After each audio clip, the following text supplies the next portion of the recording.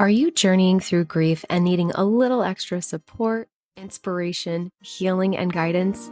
Join me in turning your losses into gains. Hi, my friend. I'm Tara Accardo, creator of the Losses Become Gains online community, blog, and now podcast. I'm an only child who lost both parents to cancer within 6 months of each other, followed by my sweet fur baby soon after. After all of this, I knew I was meant to do more with what I had been through. And now, that means supporting and empowering grievers just like you. I'm a wife, friend, grieving daughter, writer, course creator, loss advocate turned grief coach, and I'm here to support you and move you through your grief. I want for you to feel like I'm your friend in the grief space and know that whatever you're going through, there's someone out there who just gets it.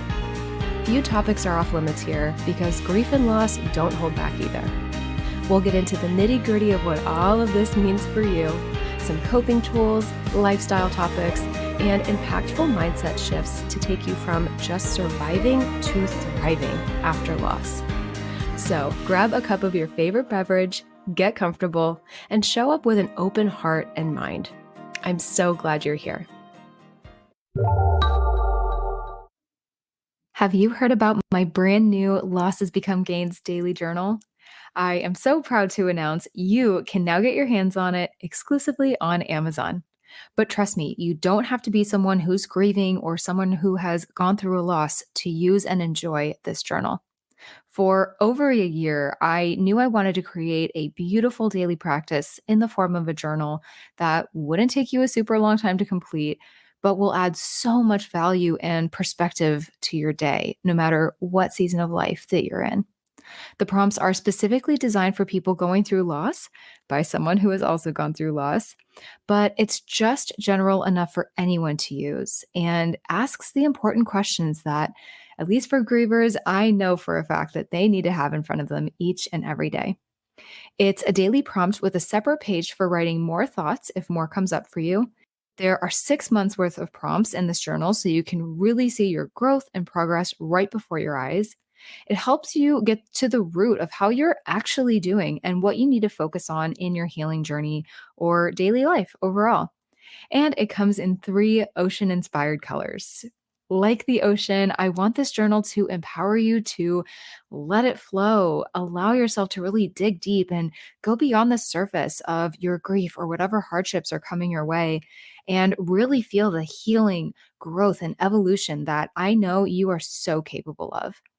And all in just a matter of minutes per day, that will become a welcome part of your routine. I have no doubt. It has honestly been my dream to create this, and having it here in my hands is absolutely surreal. Type in Losses Become Gains on Amazon and be sure to scroll down to find all 3 colors or click the link in the show notes for details. Pick up your copy of the journal today or as a gift for someone who could use it. Welcome back to the Losses Become Gains podcast. I'm your host, Tara Accardo, and today we're talking about a really important concept that I've posted on social media a little bit about before, but I feel like this is something we really need to acknowledge, and it deserved to be acknowledged on this podcast as well. And that, my friend, is this idea of pouring from an empty cup. Can you relate or empathize with this at all? I have no doubt if you've gone through really any kind of loss, you've experienced some semblance of this feeling. So your gain from this episode today is to not only just understand the concept of what pouring from an empty cup really means, which I'm sure many of us know, but moreover, some tips on how to cope with this when it feels like you are just giving constantly and not feeling fulfilled or not having your cup filled in return. So, what does the phrase pouring from an empty cup really mean? As I've said, you've probably heard this concept before, but just in case, it's often used metaphorically, right? To describe a situation where you are constantly just giving to others or expending time, energy, or resources without taking care of yourself, and certainly not taking care of yourself first. this can inevitably lead to burnout and exhaustion. I feel like I've actually brought this up on this podcast before, possibly, so apologies if I am repeating myself, a little bit of pregnancy brain going on here, but it really reminds me of that concept of when you're on an airplane and you have to put your oxygen mask on before assisting others, before assisting kids, right? You have to make sure that you are well taken care of to be able to even remotely care and fill the cups of others. I have been looking forward to talking about this subject for a long time because I think it pairs really nicely with the episode on anticipatory grief, which is episode 13, by the way. A lot of those two concepts go hand in hand. We can feel them both simultaneously, but whether or not you are going through anticipatory grief or your loss has very much happened, but you're just trying to cope with the day-to-day now, what I'm going to go over today is going to help you. But this idea of pouring from an empty cup is one I know very well, as I'm sure many people who have found this podcast and Losses Become Gains can relate to. So just for a little bit of context, long story short, when my mom's esophageal cancer began worsening in the second half of 2019, for those who don't know, she would later die in December of 2019, my proverbial cup was becoming emptier and emptier. Driving back and forth to the hospital to see her, that was a good 50-minute drive both ways. And that I would be doing this either on my days off or after work. Those visits themselves began getting incredibly emotionally taxing. The drive there and back, working full time, taking care of a geriatric dog, trying to maintain my relationship, which absolutely suffered. And above all of this, making sure my dad was also doing okay with his own cancer journey. He had prostate cancer at the time. And I remember days when I would hardly have more, I kid you not, than a McDonald's sausage McMuffin and a hash brown or something. And I would literally eat that on my drive up to the hospital. I would sometimes have a cup of hospital coffee, sometimes like a holiday mocha or something from Starbucks on my way home because it was around the holidays and it was literally the only highlight of my day was like telling myself, okay, we're going to visit mom. We're going to give her this time when I leave the hospital. Deep breaths and go treat yourself to a little holiday coffee, right? And when I'd get home, whatever my husband could help get ready for dinner that night. It was very, very bleak. And speaking of my husband, I kind of just alluded to this, but I 100% could not give him my full time and attention. So if anybody here is going through this or struggling with trying to just balance everything with a relationship, or maybe you have children, please know I see you right now. For me, in that experience, I felt disconnected from him. I mean, not only physically because I was gone so much between work and seeing my parents, but by the time I got home from all of this, I was just drained, like physically drained, emotionally drained. I was doing the best I could, but given I had never experienced anything like this before, it was shocking. I mean, I was a fish out of water in every sense of the word. And with that, I very severely neglected self-care and any semblance of balance in my life. I was just going kind of moment to moment, focusing on mom and dad. And honestly, I didn't even really know what proper self-care was at the time. I didn't really practice meditation. I didn't practice breath work. There was really no me time. I did not even know what I needed to keep myself afloat. Right? Can you relate to that at all? So that being said, we are going to get more into that in a second. But I just want to say before we do, in order to make sure our cup is being filled as much or more as it is being emptied as we are caring for others and going just through our daily life, right? We're constantly having things pull at us left and right. We can't always help that. Coping involves many things. Self-care and balance are arguably highest on this list, but there are several things to consider here. So that being said, I have 11 strategies to help you along with this to hopefully lessen the intensity of whatever it is you're dealing with right now.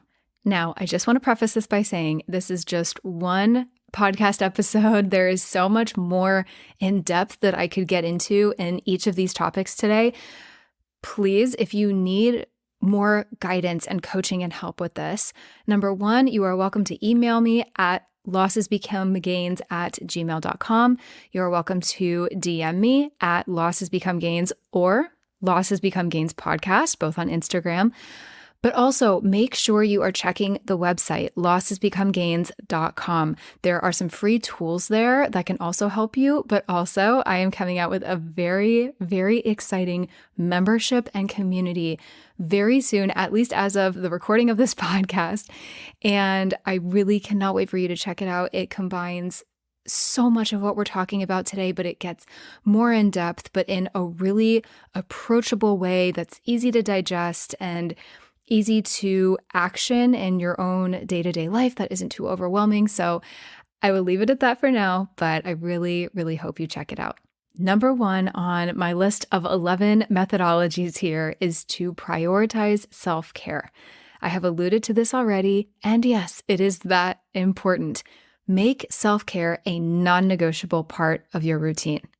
Now, I know self-care, just that term, is a pretty elusive term nowadays, but this ultimately includes getting enough sleep, eating well, exercising regularly, and managing stress through relaxation techniques like meditation or mindfulness. We're going to talk about that a little bit more in this episode, but just a couple of notes here.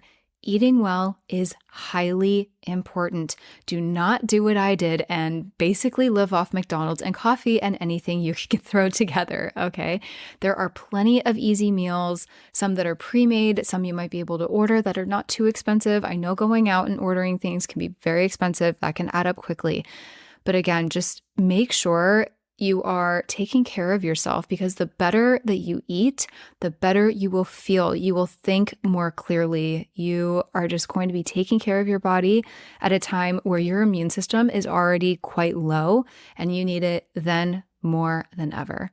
Getting enough sleep, also super important. However, I want to say I know how hard it is to come by decent sleep, especially when you're grieving, especially when you're in that acute grief and it's just really hitting you from all angles, especially if you're going through anticipatory grief and it's just lingering and you're just living in it. I know how brutal this can be. There are so many good techniques out there. This is something that in our membership and in my community that we get into in detail to make sure you are really prioritizing this and doing it in the most effective way. But same thing with exercising regularly, right? It's all about baby steps. It's making sure that we are setting that time aside for ourselves. And that is our sacred time. And to make sure we're leaning on people around us to be able to get that time for ourselves. And exercise is a big part of that. I mean, I swear by this, even just walking for 10, 15, 20 minutes a day, that can get so many thoughts out of your head. That can really help you process everything that's going on. You get that oxygen going, you get those endorphins going. It does help. And sometimes that can also make you more tired, so you sleep better. So hopefully you can kind of see how all of this relates to each other. But again, I just wanted to mention this here. I would be remiss if I didn't. And this is a really critical part in our healing journey. All right, so number 2 is setting boundaries. This one is crazy important. This is another one I know can be very difficult. Simply put, learn to say no when you need to. It's important to establish and maintain healthy boundaries to avoid overcommitting and spreading yourself too thin.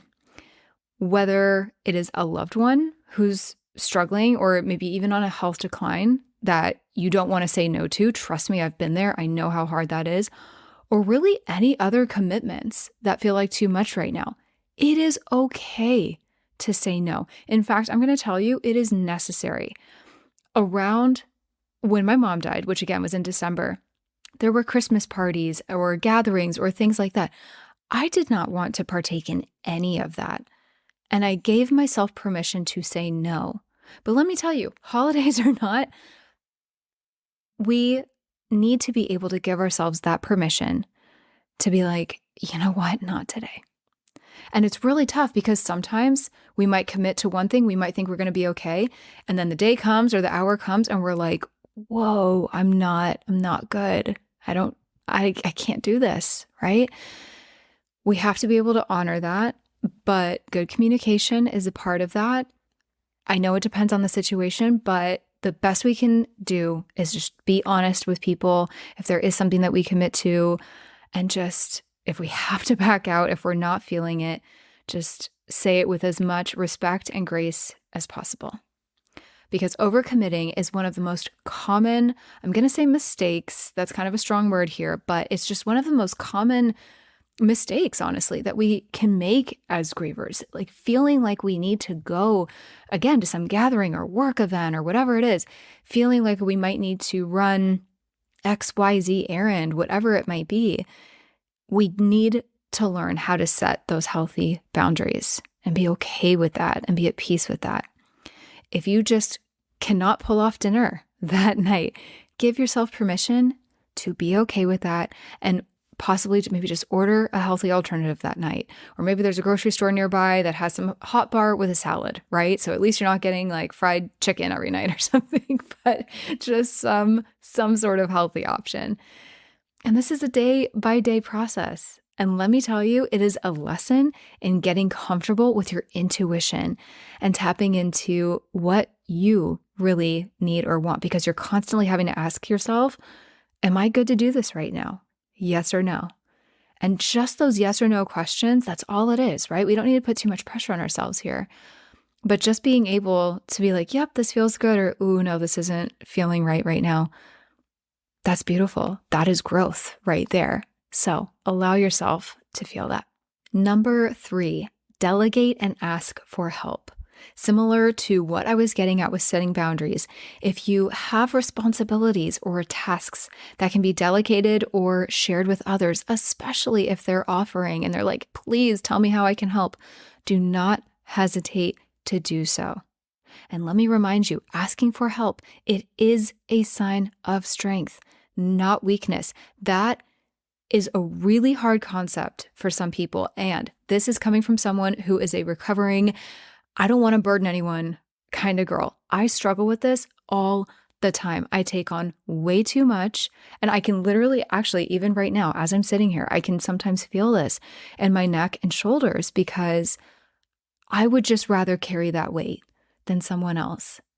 But let me tell you, that is no way to live, and it can have very adverse effects on your health. And I don't say that to scare you. I just say that to give yourself some grace, and just every once in a while, let someone take that weight from you.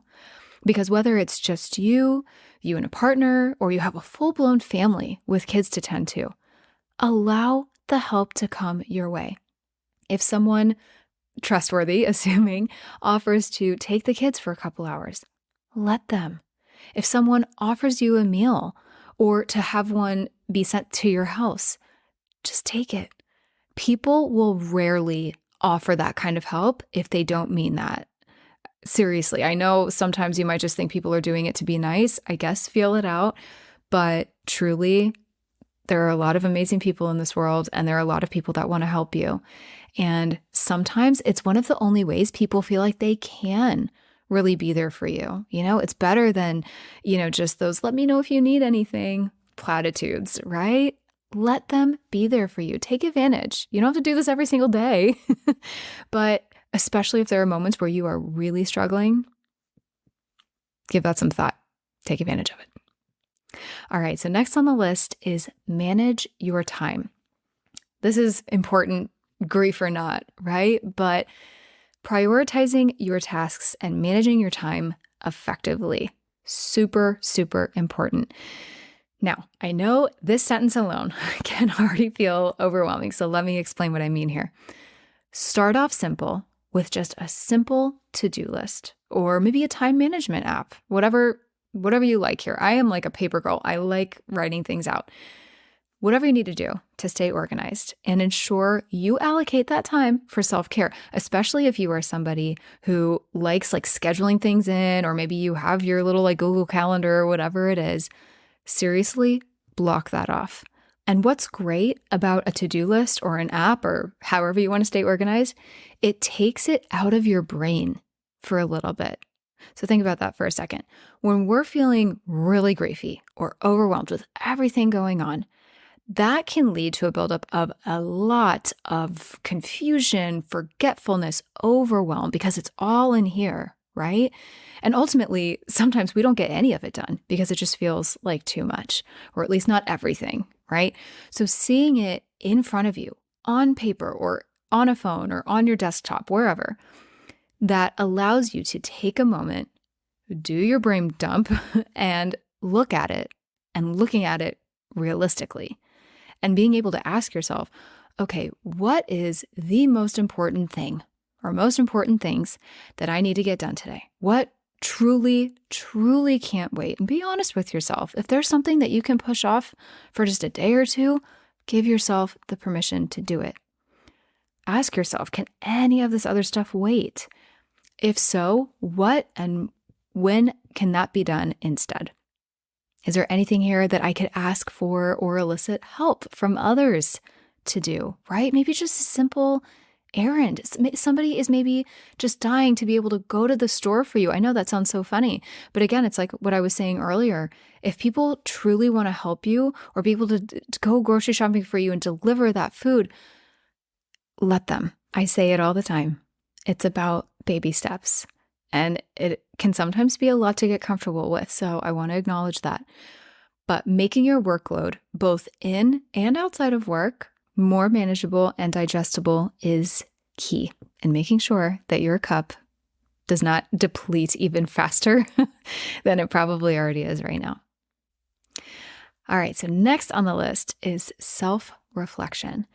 This is so important. Regularly check in with yourself to assess how you're feeling and what you need. Ask yourself, how am I really doing today? If you notice signs of burnout or exhaustion, take immediate steps to address them. Seriously, this is not to sound like an alarmist, but I'm saying this because it is the advice that I wish I had gotten, and it's the advice that I wish I was able to give myself in the earlier days of my grief, because I felt this burnout. I felt this exhaustion so badly. I'm actually like thinking about this as I'm saying this out loud and how bad it really was. And it's actually a little scary to think about. I actually don't know how I was remotely functioning some days. So go for a walk. Pay that little bit of extra money to get someone to clean your house or watch the kids for a bit if you can afford to do that. Whatever it is, trust me, you will not regret spending that a year from now if you desperately need it and you desperately need that time and space for yourself. It is worth it. One thing I quickly want to note about self-reflection is that it can be very loud in your head, if that makes sense. Being alone, having that aloneness with ourselves, doing this self-reflection of how we're really feeling, that can be deafening in some ways. And I would be remiss if I did not acknowledge that and how difficult that can be. It can be very painful. It can bring up a lot of emotions that we're perhaps bottling a little bit. But my friend, that is the point, okay? And however you need to let this out, I encourage you to do that. Whether it's the classic screaming into a pillow, not screaming into a pillow, screaming wherever. Another technique is journaling. I mean, I literally created my own journal, for crying out loud. The Losses Become Gains Daily Journal. If you don't know about it yet, it's linked in the show notes. It's available on Amazon and also through my website. Having that outlet to write out what you're feeling and what you're thinking and what emotions are coming up for you, can it be painful? Absolutely. Not going to sit here and say that it's not. but it is so cathartic and it is so necessary. And getting back to sleep here for a moment, going to bed especially can be especially difficult because that's when a lot of these ruminating thoughts and guilt and regret and loneliness and all of the things can really come to the surface and prevent us from being able to get a good night's rest. So that is why I'm just a huge proponent of journaling. Even if you don't love writing or you're not a journaling person, like literally just, I've done this before, do a little voice note in your voice notes app or whatever you have on your phone or something. You don't have to keep it, but it's just like getting it out there so it's not consistently living in your head. I think that is just so important. It's such a beautiful practice. It's a really powerful form of self-reflection. And there's a lot of ways we can self-reflect. These are just a few, but it's just something that I want to leave you with today because I think it is, again, just such a pivotal part of our healing process. All right, so number 6, talk to friends, talk to family, or perhaps a therapist or, hi, grief coach, I'm over here, about your feelings and experiences. Sometimes just sharing your thoughts and emotions can provide so much relief and perspective. And I have to say, even as I've spoken out loud, literally recording things on this podcast or on various group calls that I have or things like that, or coaching sessions, there are things that I realize constantly about my own grief journey, about grief in general. There are so many amazing aha moments and moments of growth and realizations that can come from talking to people in a really healthy way, in a very safe space. So again, creating this brand new community and membership that I've created, that is literally the point. It's to hear our own stories come out of our mouth, and that can bring up a lot, but it's also to hear those of others. And you never know, you might be able to connect with some incredible people you never would have been able to just by doing that. So it can provide a lot of relief and some perspective, as I said. And I also want to say here, it doesn't have to make a lot of sense because guess what? Grief doesn't always make sense. So when we feel like we are at our wits' end and are pouring from this very, very empty cup, especially, we can feel very overwhelmed about what to even say and how to communicate what we want or need. Do not worry about that too much. Any skilled professional, especially, will know how to work with you on that. And even if you're not working with a professional right now, that's okay. Grief groups or online communities are an amazing option just to make some sense of it. I also mentioned friends and family. That's amazing. I would just say make sure it's the right people or the right person around you, one that really listens and maybe doesn't impose too much of their opinions on it. It's tough sometimes with friends and family because they love you and they might be emotionally invested in you, or also, especially if you've lost a person and they knew that person, they might have some biases, right? So just something to think about. The point is, having people around you who can understand your pain on some level and can lift you up a little bit is so important, right? We all want to be seen and understood and validated.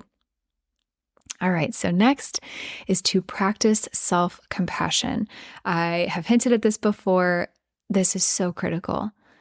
Be kind to yourself and don't beat yourself up for needing rest or for taking a break. Remember that self-care and this self-compassion is highly essential for your overall well-being. And yes, I know there can be some guilt and regret associated with this. I'll be really honest, for months as it was happening, and then after my mom died, I felt guilty for not being there for her more, for not being there for my dad more. And by this, I mostly mean, sitting in the hospital with them. The thing is, I was doing what I could at the time, and more than I probably even realized. Not only logistically, was I doing what I could, but emotionally. Emotional capacity is often so overlooked. I just have to end this point by saying this. We have to remember that our heart, our soul, our mind, our psyche can only handle so much, whether or not we realize it in the moment. And I truly did not realize that in the moment, but I realize it now. So take this from someone who has a little hindsight on the situation. But I didn't realize how bad it was in the moment. But looking back, I sure do now. And I'm so grateful that I gave myself what I needed, whether or not I even realized it at the time. Number 8, set realistic expectations. I cannot stress this enough. Avoid setting overly high expectations for yourself. It's kind of what we were saying about like not overcommitting to things, right? Understand that you cannot do everything. You are one person, my friend, okay? Not everything can fall onto you. Understand that you can't do everything, and it's okay to prioritize certain tasks or responsibilities over others. And like we alluded to in managing your time, be sure to lean on other people. But I want to remind you, so much of this comes from within as well. And I want to empower you to lean into that. Because setting expectations and even thinking about this can feel impossible when grief is being especially naggy or intense. But keep this in mind. Give yourself grace.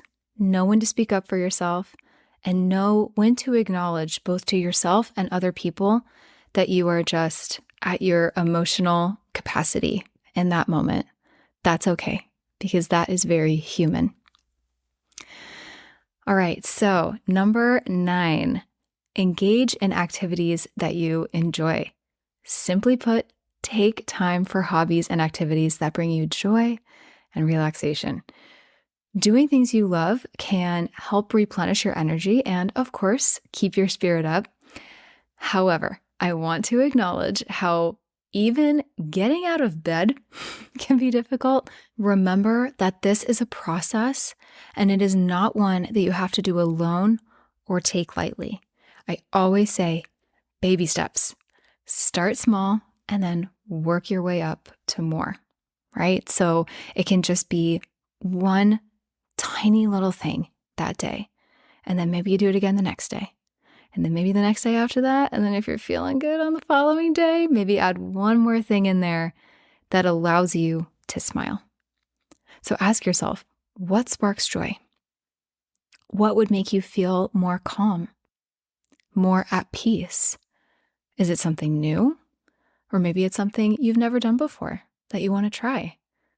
Remember, the things that we perhaps used to love doing, especially if we did it with our loved one, might change or might not feel quite the same after our loved one dies.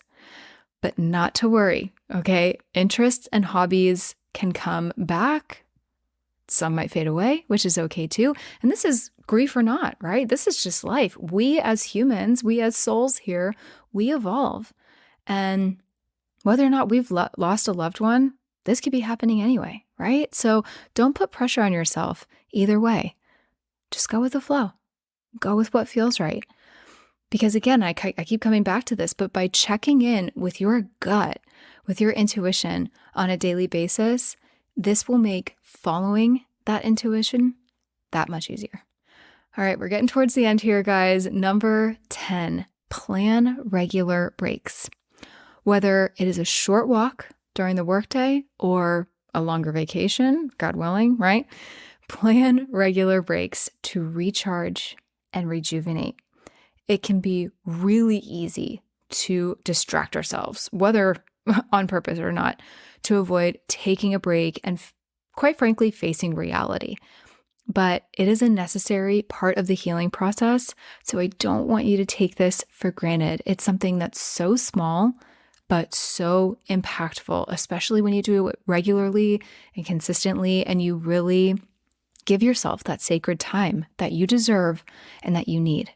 So take breaths, be present in your surroundings, and savor the much needed break.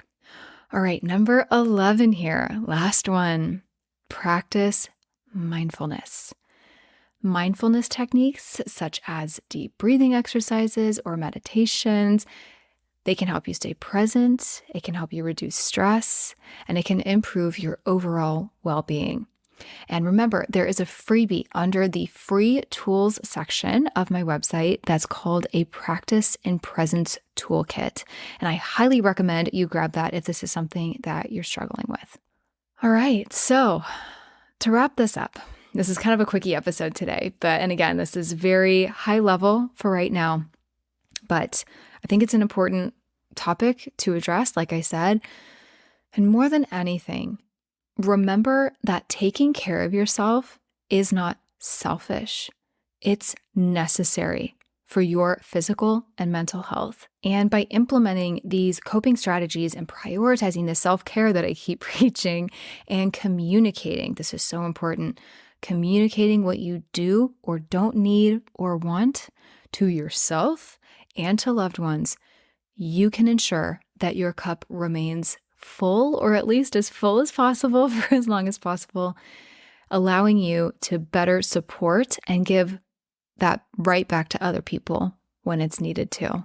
Remember, the Losses Become Gains blog on my website, this podcast, my new membership and community coming very soon are all here to help you with a variety of very griefy topics and to dig into some of the things that we talked about today, so much more. But in the meantime, I hope you enjoyed this episode. I hope you found it helpful, perhaps a little inspiring. Maybe you're walking away today being like, yeah, you know what? This is really important.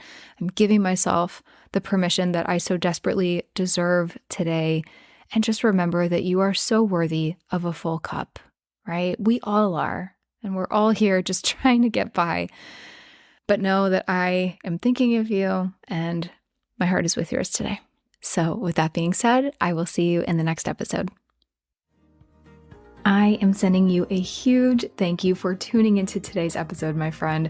I'm so grateful you're here and for the steps that you're taking to heal your heart, open your mind, fulfill your soul, to learn, grow, and evolve, and move through this crazy thing called life in big, beautiful, impactful ways. Visit lossesbecomegains.com for my blog and for more coping tools. Explore my Grief Becomes Gains online course if you need some extra grief support and coaching. And be sure you're following along on Instagram and Facebook at Losses Become Gains podcast. I love seeing new faces, meeting new people, hearing your story, and supporting you however I can. And remember to always keep asking yourself, how will I turn my losses into gains today? I'll catch you in the next episode.